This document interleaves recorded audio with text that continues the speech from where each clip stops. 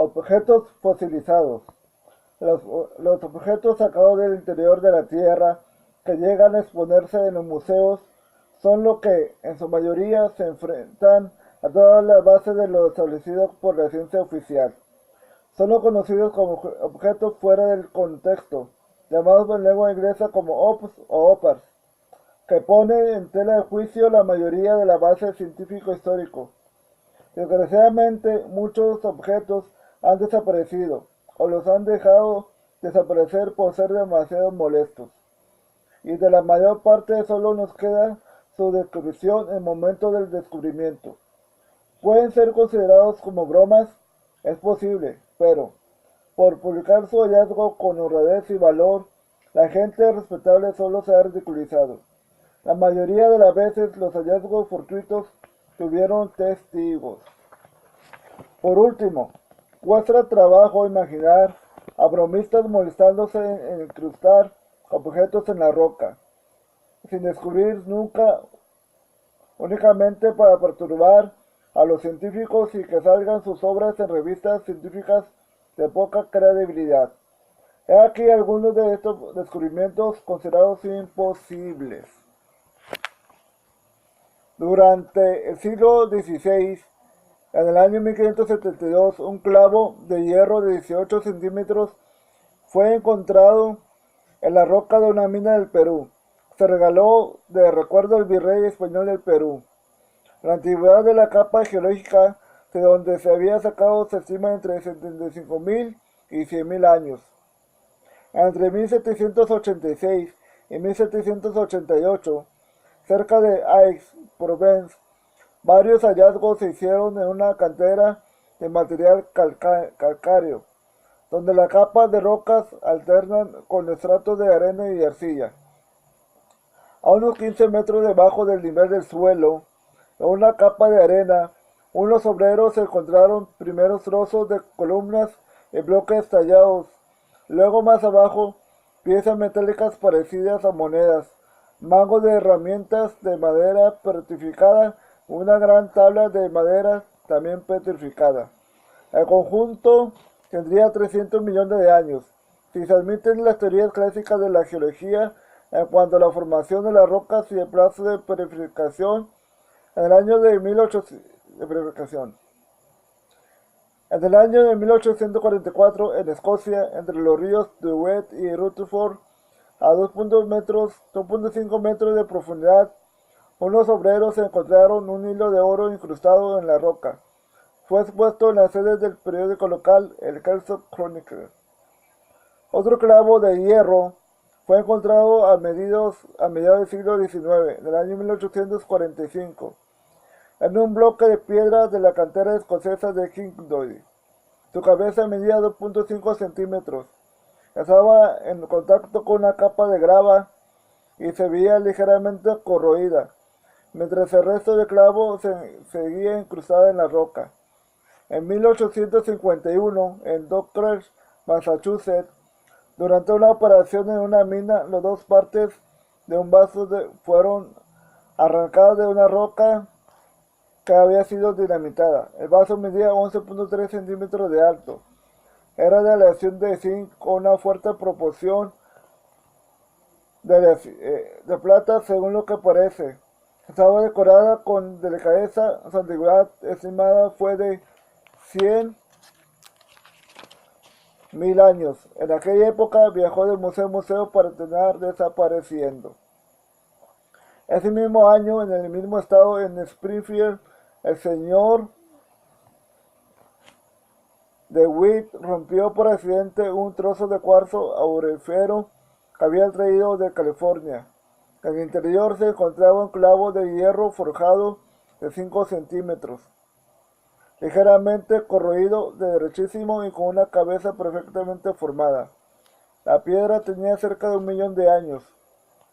En 1851, en el condado de Winchester, Illinois, durante una excavación de dos objetos de cobre fueron sacados de una profundidad de 36 metros. Se parecían en el suelo y en anillos viejos, con una antigüedad de unos 150.000 años. En 1865, un trozo de feldespato extraído de una mina de Troy City, Nevada. Contenía restos de óxidos de un tornillo afilado. La piedra tenía 21 millones de años. En agosto de 1870, en Lagui Street, cerca de Peoria, Illinois, junto con dos compañeros, J. W. Moorfield encontró una pieza en los escombros de un pozo artesiano que estaba perforando. El profesor A. Winchell estudió el objeto compuesto de una aleación de cobre desconocida en aquella época. A pesar de la corrosión, la pieza redonda tenía aristas muy netas y uniformadas en su espesor. El dibujo representaba una cara femenina coronada y parecía grabado con ácido.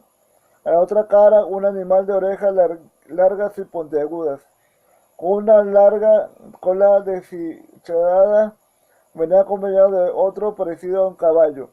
En el contorno de las dos caras se divisaba una letra de escritura desconocida. Encontrada a más de 30 metros de profundidad, se estimó que podría tener 100.000 y 150.000 años de antigüedad. En el otoño de 1885, un objeto cúbico fue encontrado en un bloque de carbón del terciario, antigüedad de 60 millones de años, en una mina de Alemania. El objeto fue examinado por el doctor A. Gurt. Según las publicaciones de 1886 sobre este objeto, fue interpretado primero como un meteorito fósil con apariencia de haber sido trabajado o fabricado. El objeto mide 7 centímetros por 7 sobre 4.5 y su densidad es de 7.75. 4 de sus caras son perfectamente llanas y las dos opuestas ligeramente convexas. Una ranura profunda lo rodea de media altura. A principios del siglo XX se le hizo un molde de yeso porque parecía deteriorado por las diferentes muestras que le sacaron. En 1910 desapareció del inventario del Museo de Salzburgo donde se guardaba. Desde 1950 hasta 1958 se expuso en el Museo Nacional de Oberosterkirche de Lux, Austria, donde estaba también el molde. Pertenece ahora al señor O. R. Rembrandt del Museo Hermitage de Bockluber en Austria. Estudios complementarios hechos por diversos institutos científicos de Viena en 1966 al 67, en 1973 y 1986 sacaron la conclusión definitiva que el objeto era de Arabio, no era un meteorito y fue colocado en un molde. Este objeto realmente fue encontrado en carbón o procede de una fundación antigua.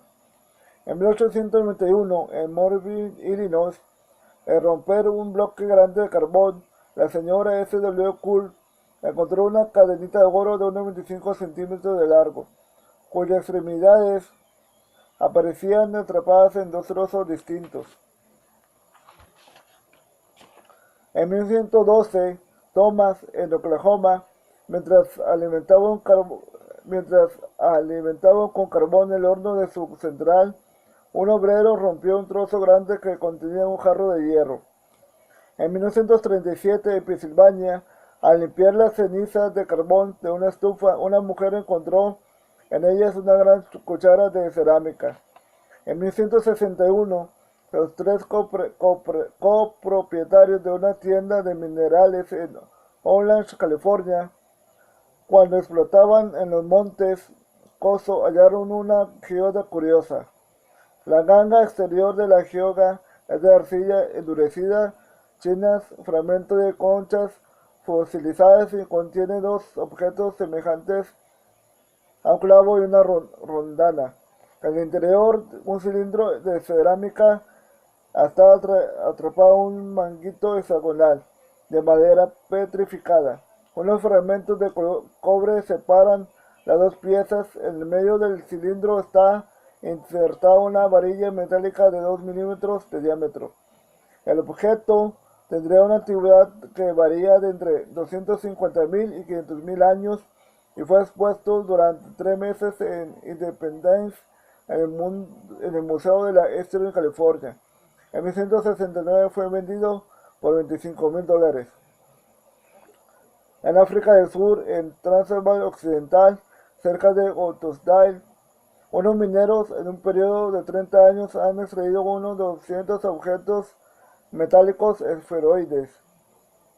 Los profesores de geología J. R. McIver de la Universidad de Witwatersrand en Johannesburgo y A. Mitchell de la Universidad de Potchefstroom examinaron estos globos aplastados de un diámetro medio que va de los 2.5 hasta los 10 centímetros.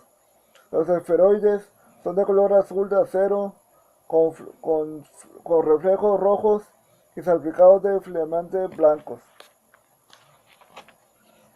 Son de acero niquelado, lo que no existe en la naturaleza, y por consiguiente difícilmente pueden llegar a ser meteoritos. Algunos rotos por accidente se ven llenos de una materia esponjosa que se convierte en polvo al contactar con el aire.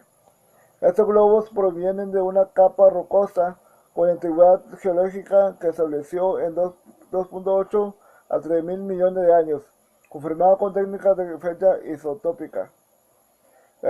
Están expuestas en el Museo Sudafricano de Klerksdorp, donde el conservador R. Max ha observado que, encerradas en su vitrina, giran misteriosamente sobre su eje.